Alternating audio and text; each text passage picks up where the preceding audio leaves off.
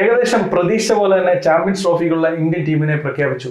കരുൺ നായർ ഇല്ലാത്തതുകൊണ്ടോ സഞ്ജു സാംസൺ ഇല്ലാത്തതുകൊണ്ടോ ഒന്നും ഒരു ഞെട്ടലും ഉണ്ടായില്ല. കാരണം അതൊക്കെ 101% ഉറപ്പുള്ള കാര്യങ്ങൾ തന്നെയായിരുന്നു. എങ്കിലും ഇപ്പോൾ സെലക്ട് ചെയ്തിരിക്കുന്ന ഇന്ത്യൻ ടീം ODI ക്രിക്കറ്റിന് ഇണങ്ങുന്ന എക്സെപ്ഷണൽ ആൻഡ് ബാലൻസ്ഡ് ആയിട്ടുള്ള ഒരു ടീമാണെന്നുള്ള കാര്യത്തിൽ ഒരു സംശയവും വേണ്ട. BCCIക്ക് കൃത്യമായ പ്ലാൻസും സ്ട്രാറ്റജീസും ഉണ്ട്. ആ സ്ട്രാറ്റജീസിനും പ്ലാൻസിനും അലൈൻ ചെയ്തു വരുന്ന പ്ലേയേഴ്സ് മാത്രമേ സെലക്ട് ചെയ്യപ്പെട്ടുള്ളൂ എന്നുള്ളതാണ് യാഥാർത്ഥ്യം. അതല്ലാതെ നമ്മൾ പെർഫോം ചെയ്യുന്ന കരുതുന്ന പ്ലേയേഴ്സോ അല്ലെങ്കിൽ റീസെൻ്റ്ലി പെർഫോം ചെയ്യുന്ന പ്ലേയേഴ്സോ ആണെന്നൊന്നും പറഞ്ഞിട്ട് യാതൊരു കാര്യമില്ല. അത് പല അവസരങ്ങളിൽ നമ്മൾ കണ്ടിട്ടുള്ളതാണ്. എന്തായാലും നമുക്ക് ടീം ഒന്ന് വായിക്കാം.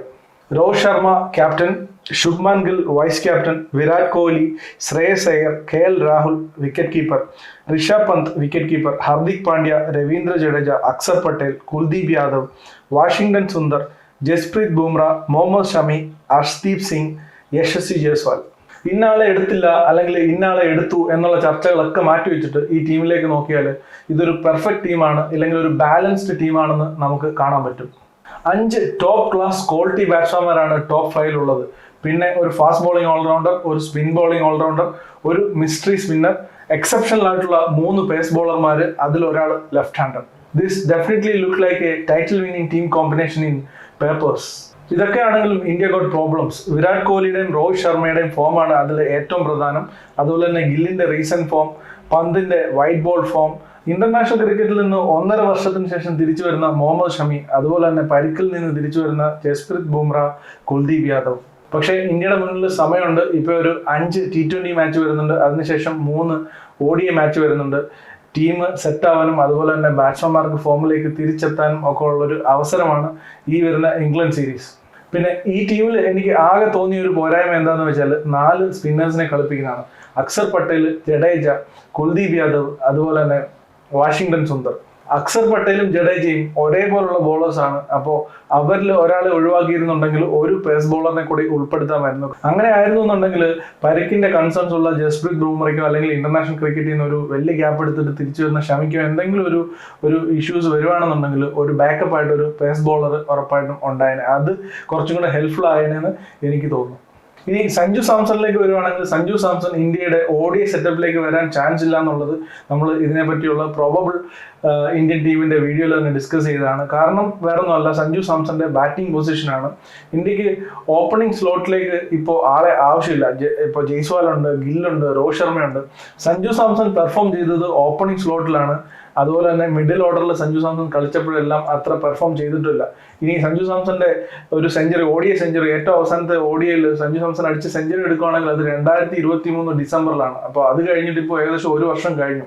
അത് വേറെ ആരും മറന്നില്ലെങ്കിലും സെലക്ടേഴ്സ് കൃത്യമായിട്ട് മറക്കുമെന്നുള്ള കാര്യം എനിക്ക് 100% ഉറപ്പായിരുന്നു. പിന്നെ കരുൺ നായർ ഈ ഒരു ഡൊമസ്റ്റിക് പെർഫോമൻസ് വെച്ച് തീർച്ചയായിട്ടും 100% ഈ സ്ക്വാഡിലേക്ക് എത്താൻ ഡിസേർവിംഗ് ആയിട്ടുള്ള ഒരു പ്ലെയർ ആയിരുന്നു. പക്ഷേ ഇന്ത്യൻ സെലക്ടേഴ്സിന് ചില പ്ലെയേഴ്സിനെ തൊടാൻ കൈവറയ്ക്കും എന്നുള്ളത് നമ്മൾ മുൻപും കണ്ടിട്ടുള്ളതാണ്. ഇപ്പോൾ കരുൺ നായറിനെ കളിപ്പിക്കണമെന്നുണ്ടെങ്കിൽ ഒന്നുകിൽ ഗില്ലിനെ, അതായത് റീസെന്റ് ഫോമിൽ മോശമുള്ള ഗില്ലിനെ കൈവെക്കണം. അതിന് എന്തായാലും സെലക്ടേഴ്സ് തയ്യാറാവില്ല. ഇല്ലാന്നുണ്ടെങ്കിൽ അയ്യറിനെ പുറത്തിരുത്തിയിട്ട് കരുൺ നായറിനെ കളിപ്പിക്കണമായിരുന്നു. പക്ഷേ കരുൺ നായറിന്റെ പെർഫോമൻസ് വെച്ചിട്ടായാലും അതുപോലെ തന്നെ ഗംഭീർ കുറച്ച് നാൾ മുമ്പ് നടത്തിയ പ്രസ്താവനയുടെ അടിസ്ഥാനത്തിലായാലും ഡൊമസ്റ്റിക് ക്രിക്കറ്റിൽ നന്നായിട്ട് പെർഫോം ചെയ്യുന്ന പ്ലേയേഴ്സിന് ഇന്ത്യൻ ടീമിലേക്ക് അവസരം കിട്ടേണ്ടതാണ്. അപ്പോൾ അങ്ങനെ വെച്ച് നോക്കുമ്പോൾ കരുൺ നായർ തീർച്ചയായിട്ടും ഇന്ത്യൻ ടീമിന്റെ ഭാഗമാവേണ്ടതാണ്.